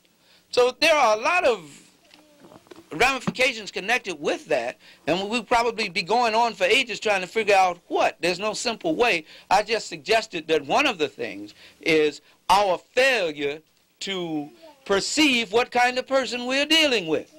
We think that somehow through this religion or that religion or through our influence we can transform this person. I like that song that Doug and Gene Kahn used to do. I thought that I could change a thing that was not real. I gave to it my life and my time, but oh, how bad it made me feel. And then he goes on to say, but then a thought came down like a light to my brain of revelation. You cannot change the nature of a thing. And his nature, as Diop points out, is shapen in ice. Something whose nature is shapen in ice, you cannot change it to a tropical nature. That's the way that they are. They go to tropical lands and still act like Iceman. I'm not saying that to be hateful. And you're right, there is a certain characteristic of us that we cannot allow to die. That's our humanity. We cannot allow a bloodlust to come. Yet there is, as the scripture says, a time to live and a time to kill. And since we got so much energy to kill one another, let's take that energy and kill the person who's responsible for your situation. Yes, my sister. Our power is in our thoughts. What we think is what we are. We can kill with our minds. We kill ourselves and we kill our enemies. We don't know our power, like you said, because we lost a lot of it. We definitely have the power. Since we have the power, we don't know where that energy comes from. The woman who we said saw what she saw to save him. It's there for us, but we're so loud, we don't have time to think. All that energy, we each all have energy. They have it too. And it's mind over power. Mind over matter. Every last one of us have it. They have it. But because we're supposed to be highly spiritual people, we're not using it. We're making too much noise. And we have to sit down exactly and the point. Quiet. Our children, our children are being ruined. And television, and we don't spend time as families like we should. But we all have the power to destroy. And it all begins in the mind. And I remember during the time of the Civil Rights Movement when Martin Luther King was killed, they were so frightened.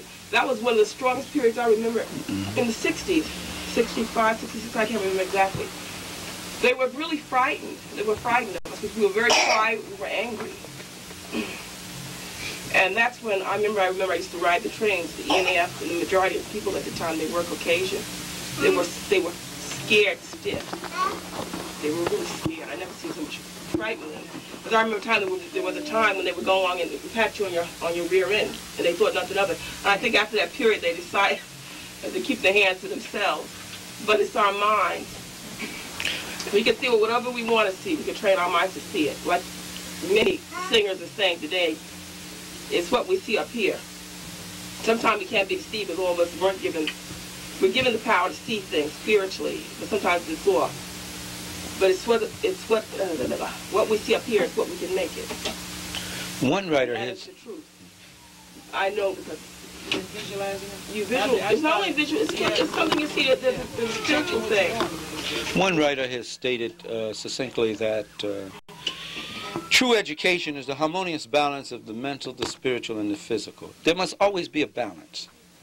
The mind, I think, of all of those elements is probably the most important. And if that is developed well, then the physical and the spiritual will fall in line. There are times when you have to physically destroy if something threatens you. There are times when you can do it mentally. There's times you can do it spiritually. You have to be able to function at doing what you have to do when you have to do it. The main thing is not so much that we have to destroy them as we have to prevent them from destroying us. You brought up a point there that's very important to me, and I mentioned it in the book, that in our communities, there's so many of our communities, there's often just too much agitation and noise. And the mind cannot think and be analytical with that kind of noise. And they know that. That's why they keep it pumped in. This is the first time in the history of our music that I know of. I'm 51 years old. It's the first time that I've ever heard black people listen to the same beat over again with every record and think it's a different song. This is the first time I've ever heard every singer just about sound the same, with the exception of maybe Anita Baker or someone else. Most everyone sounds the same. The melody sounds the same. The beat sounds. Now, what state of euphoria do you have of people in that they'll be listening to this and think they're hearing different music? These are some of the questions we have to ask ourselves. I've been focusing on the front and neglecting these people in the back. Please help me, Fritz. Yeah, first of all, I'd like to thank you for putting that information together because it's a jewel in the crown. And I'd like to say to the sister also that I believe that we are going through, we were put here in this position so that we could learn the negative side of life. We have to learn the full extent of the negative side of life because I believe when we first broke our own laws, that's what put us in here. So we had to learn the negative side of life so that when we come back on top, we'll never break our laws again. I'd like to ask you a question. Can I comment on that a minute before the question? Sure. That's an interesting view. I'm not so sure that we were put in it. This is just my opinion. As I look at it historically, strictly as a scientist, we were warned time and time again by our elders, by our oracles, not to let this man in our land. We were warned over and over again. The Greeks were not allowed, nor the Persians were allowed to come and study in Kemet for thousands of years. It was only during the time of Ahmes II that he permitted them to come in. And now began the beginning of the downfall of Kemet. We were told not to. What we did was overextended. This is one man's opinion. Our capacity for love. Now it's just like a woman or a man. When a person keeps mistreating you, but you keep hanging on saying, I love you anyhow. Somebody tell you, say, and you can see the sign, say, if you give this person your heart, they're going to hurt you. They're going to drag you through the mud and debase you. Say, but I got to do it. Seemed like we were that way with this dude. I got to do it anyhow. We were warned, and in many respects, understand me now, my opinion, we are responsible for our condition. I'm not taking away from him what he did. But had we listened, and Alex Haley said the two-bob, keep away from the two-bob. If we'd stayed away from the two-bob, kept the two-bob away from us, then perhaps we wouldn't have been in this condition. Or at least if you were dealt with him, know what you were dealing with. But we kept thinking, and we still think that all this cat has to do is stand up and talk softly, cry, and don't let him say in the name of Jesus Christ.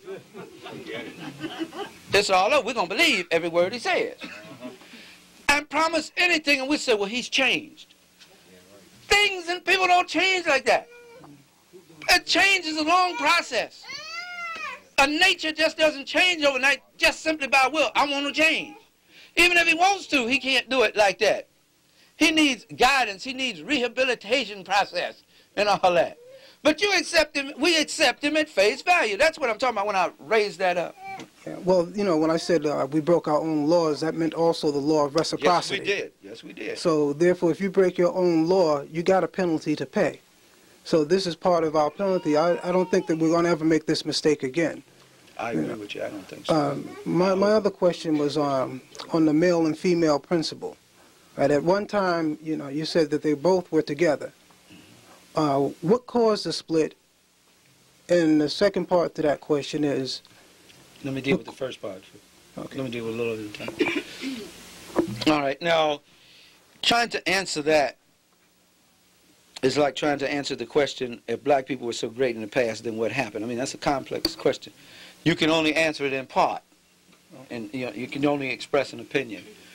My opinion, based on my studies and research, is that when the Eurasians were able to conquer our lands and to exert an influence over us, and we began to take on their ways, that's when the split came.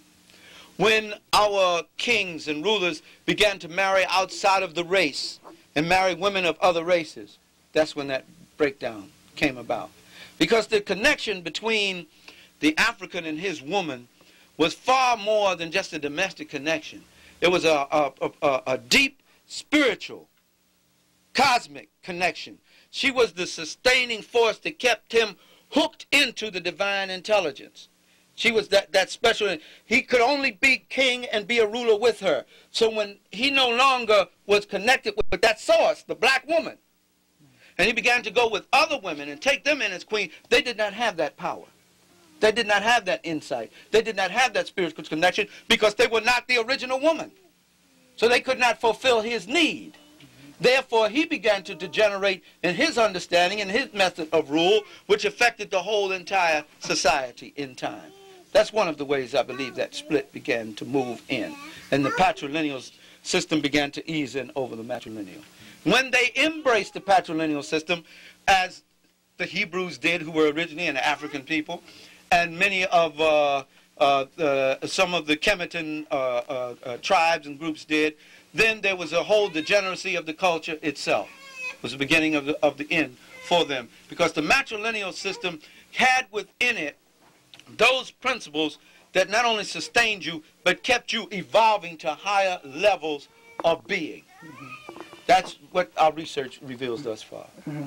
Well, with the Hebrew, it seems that when you begin to that study of it, right, you'll find out that they had the female principle too. Yes, they would say that the Most High is the male generative principle, and then they would say that Israel itself is the female principle because they would have something called the Shekinah, which was the female principle, yes, and they attached that to the whole nation of Israel. They also spoke of wisdom as being the breath of God, which is the power of God. They spoke of wisdom as a female, the same way as the Kemetan. So the principle is still there, but I mean, once these Europeans got hold to it, it corrupted. They put the male above the female instead of putting them as equal. Now, from what you see, do you see that we're evolving back, or we're starting that upward arc back to the female principle?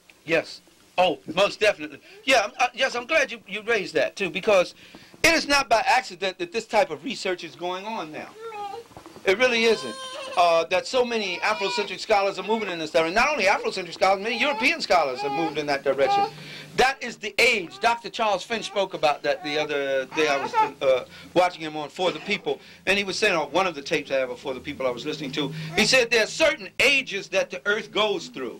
We're now in that age where the female is coming back into her own, which is the forerunner to the earth being harmonized once again. So that knowledge that Afrocentric scholars are coming to, and we all seem to be coming to it, we can be in different places around the world, and we're arriving at the same point about the African female. It's a key. Even Dick Gregory, I think he may have went a bit, I don't know, some of the statements that people said he said, because I didn't hear him say it, were a bit far-fetched to me. But he has stated that this is the time of the female for the woman to come back into power. Now that doesn't mean that males should get afraid and cower down. When it says she comes back into power, that's when we come back into power, because we definitely are not in power. And keeping her down doesn't keep us in power. For sure, that doesn't work. because we are as powerless as we can be. Her coming back into power will set the balance straight, then she puts us on the throne again. But we can't get on that throne again until she gets it back, because she is the throne. She is the power source.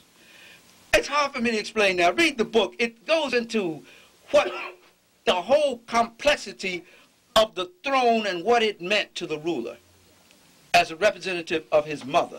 And she was the source of his power. And when we say his mother, we're talking about the collective motherhood of black women itself.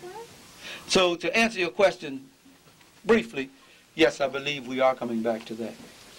I believe it is time for that. Over here. Over here. Oh yes, my brother. I'm sorry. You've had your. Will someone else please handle this? Because I'll be looking and don't see sometimes. And I do not want to offend or overlook anyone, and especially this brother. Yeah, I've made several calls, you know, on WWRL. I even mentioned your name to First World to have you down there, but it seemed as though, you know, even trying with all my effort wasn't successful. I don't know for what reason. One correction, then I'd like to ask a question in that the connotation slave and master, you know, somehow I kind of feel offended about the term slave and master. I think one brother put it correctly that we were prisoners of war and put into a slave-like condition. I think it's only psychologically or mentally when you accept the slave-like condition, then one can define you as a slave, but they will always revolt. And then to even call him a master, you know, over us. I still don't, he's never a master over us. So that relation of slave and master, I think that have to be corrected in the future. I think it should be corrected now. It's a very valid point. Yeah. Okay. And I'm glad you did bring it up, because normally I will paraphrase that by saying so-called or something like that. Right. Normally I would, because I don't accept those terms either. I have no master but myself. And that's it. I mean, in terms of, somebody brought a question in terms of we have the capacity mentally to defend ourselves, but if that cannot be transformed into something physical, then it will stay in, you know, you will be embodying the thought and it just stays there.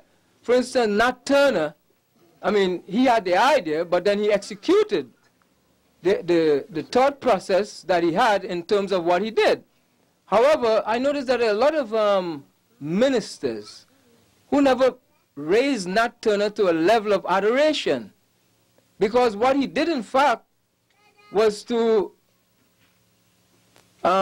get Virginia as a place of freedom for African people, not by method of negotiation, because you couldn't negotiate with those people. You had to kill white people, and this is exactly what he did.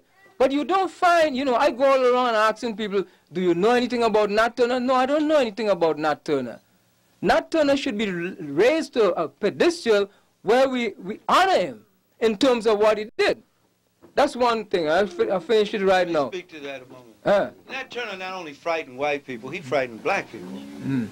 They had been, as Brother Farrakhan said, they had been praying for him. They didn't know what they were praying for. And when he came, he was so ferocious, which was what it called for. That's what the situation called for. He was so ferocious, he frightened not only the white man, he frightened black people. That's correct. It is our duty, those of us who know about Nat Turner, to keep him before the people. I mean, if they can keep telling me about George Washington and Patrick Henry and all these people who had no problem killing who they thought were their overlords, the British, certainly we should not be ashamed of someone who had us in bondage, more so than King George had them in bondage, who had us in bondage, killing those who were lording over him so they could have his freedom. So, yes, we should uphold him before our children, and we should keep it ever before the people as often as we can. Okay, the question kind of slipped me now, but, oh yes, just before I came here, because I know I had this question to ask you, I always read Paul's message to the Corinthians, okay? Yes. And, you know, people read it, but they accept the writings just literally because I understand that they're converted as true believers, okay? But the point is this, is that Why was it important for Paul to try to bring this new philosophy among a people? Why was it necessary? You see, and I have a problem in terms of that, because it seemed to be like a new doctrine that was being popularized by Paul and attacking another people for their belief.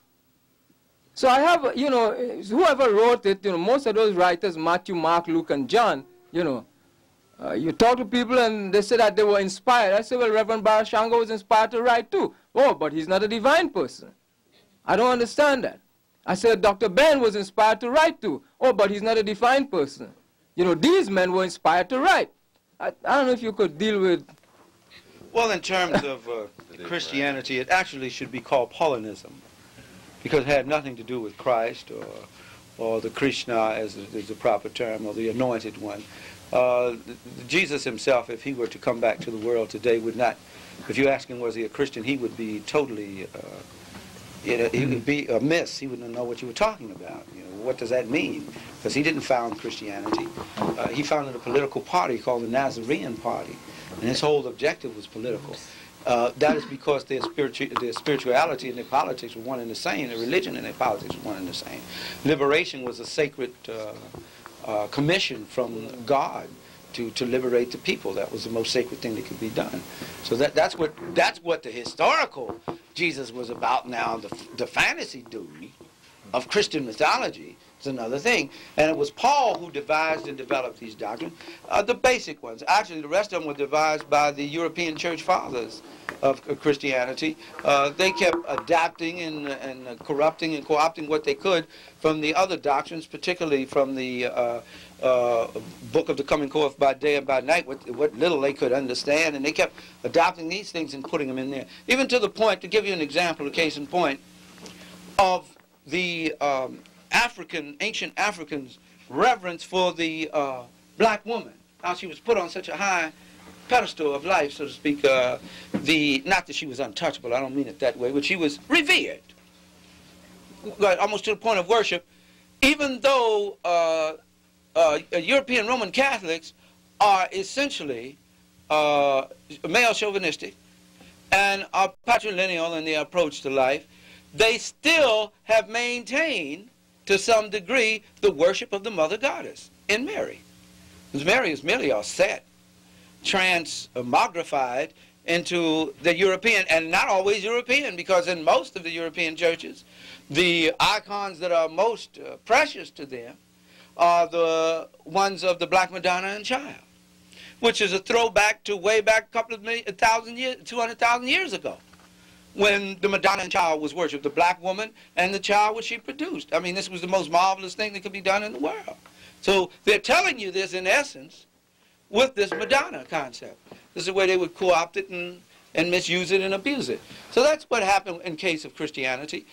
Historically speaking, there's a book I worked on, and I got about 3/4 of the way through it, and I've never finished, and I will one day. Black Historical Facts on the Life of Jesus. I've been working on that for I don't know how long. Well, it explains that very clearly. There's one chapter in there entitled, How Jesus Became God. I mean, Jesus was not God while he was here. Nobody thought of him as being God while he was here. He's a superstar now. Yeah, well, that's because for 300 years later, they decided that's what he was going to be.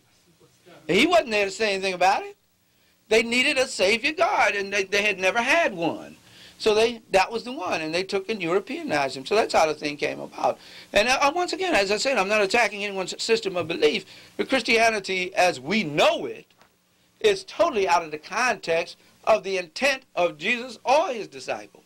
And Paul wasn't connected with either of them. He never saw Jesus, and he went against the consent of the disciples, as a matter of fact. And that's where the old adage came from, robbing Peter to pay Paul. Because that's exactly what he did.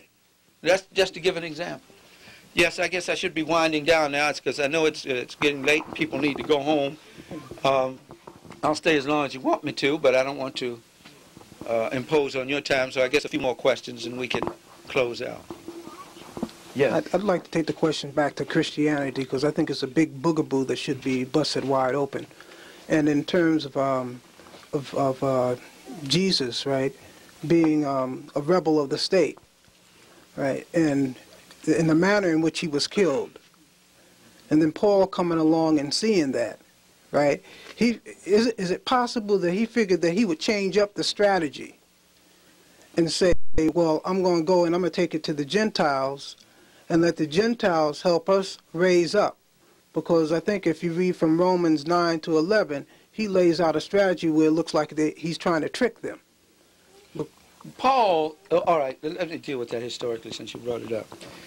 Paul was a brother on an ego trip. And while I'm on that, let me mention, as we studied the files of the COINTELPRO program and how they were so effective in breaking up many of the black organizations, we found out the reason why they were so effective in it is because they could play up on brothers' misplaced egos. And many of the struggles we became involved in with each other were ego struggles.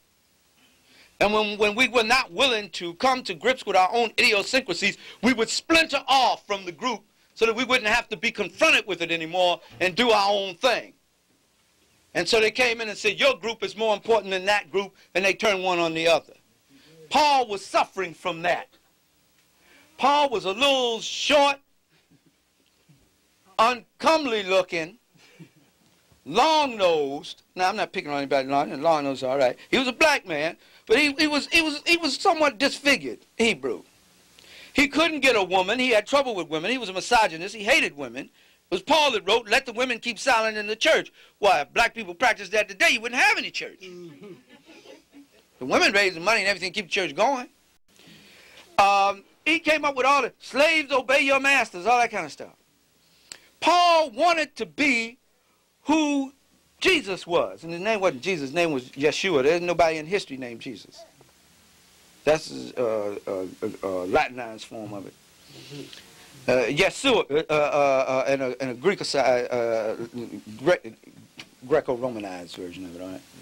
The name was Yeshua, Hebrew, Yeshua. Yeshua ben Joseph of the house of Panther, Black Panther, that's another story. I'm serious. I can tell you where to find that thing.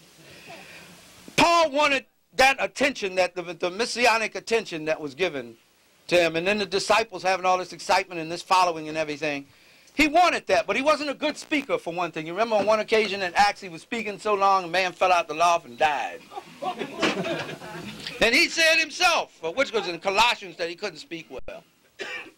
But he knew 7 languages. He was probably the only disciple that could write. It's doubtful whether Peter and the rest of them could write. We know that Yeshua was not literate in that sense. So his ability to write, his ability to travel, coming from a relatively rich background of the Sanhedrin, a member of the Sanhedrin Council, his parents were, coming from a rich background, he was able to cover more ground than they could. They were stuck in Jerusalem. He was running from Rome and to Corinth and to Colossus and Thessalonica and everywhere. So he could spread his thing where they were somewhat localized. Paul was on an ego trip mission. And what happened is when Christianity, or Nazareanism, because it wasn't Christianity, received the death knell blow, because Christianity was of no significance. When they talk about Nero and all of them burning the Christians, they were not burning Christians, they were burning Nazareans. They were trying to root out this political party. They were like the Panthers. And their symbol was a black panther, by the way. If you want to question me on that, you can. 2,000 years ago, there ain't nothing new. No new thing. And they were trying to root them out. They devastated them so that now, when they came back, the remnant that came out of the Europeans who had embraced the philosophy, they now embraced what was called Christianity and this new Savior God that Paul had presented. And they dug up his writings, which had almost been, considered as obsolete. They had been cast aside for some time. And in their desperation, in 140 of the Common Era, when John Marcion had this desperation to develop a Christian scripture because he did not agree with the Yahweh of the Old Testament, this God of war and everything, he wanted a more tender, feminine God, he came up with 13 books of letters of Paul, as they said, and this Gospel of Luke is what he introduced. They didn't even have the 4 Gospels there. They took 4 out of 70 of them, of 70 biographies on the life of Jesus. That's how the whole concept and why Paul had such an influence on Christianity. And that was European Christianity. There was a great deal of difference between that and the Christianity of Africa.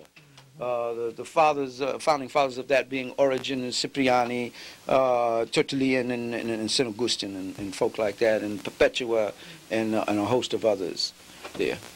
Okay, a couple of more questions. Yeah, I wanted to ask you in relationship to, like, say, the Nazarenes, right, as opposed to, like, the writings of Paul, how much time elapsed between that and the Nicene Council or Constantine, and how did that change? I mean, was there a belief that Christ was a deity in between the times of the writing of Paul and the crystallization of Christianity with Constantine? There were about as many different denominational concepts of Christianity and Jesus back then as there is today. They used to go into the arenas and kill each other over these different doctrines and these different writings and so forth. That's why they decided at the Council of Nicaea to have a unified code of the system of belief. Because Constantine saw that the Roman Empire had invested so much time and energy in trying to stamp this thing out, and the more it did, the more expensive it became. He said the best thing to do is co-opt it. And his mother had become converted to it. So he said, well, that's what we will do. But I want you to come together at Nicaea, and I want you to decide what the doctrine will be. When that's settled, I will back it up with my army. That's when this thing, the sword and the cross, came out. I will back it up with my army. That's how the thing came out. What people believe about Christianity, about Jesus being different, because they fought over that for years. As to whether he was God, or whether he was a divinity, or whether he was a mere man, or whether he was born of a virgin in terms of a woman who had never been touched by a man. That struggle went on for for centuries. But it was because the armies of Rome won out that the doctrines that people believe in Christianity today exist. It has nothing at all to do with Jesus, or really even Paul.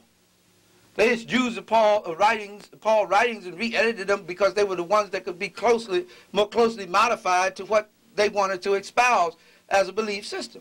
So that's how it came about. So what people believe today was not decided when Jesus was alive. That's what I want to make clear. It was decided some 300 years later. And then it wasn't completely decided. They kept having councils and synods and all those things. And it wasn't up until perhaps just about the 15th century that they had some definite system of belief they were going to follow. It went on time. Yeah, I'd just like to actually explain the Kemetic cosmological creation to make the African woman an angel. Oh, of course.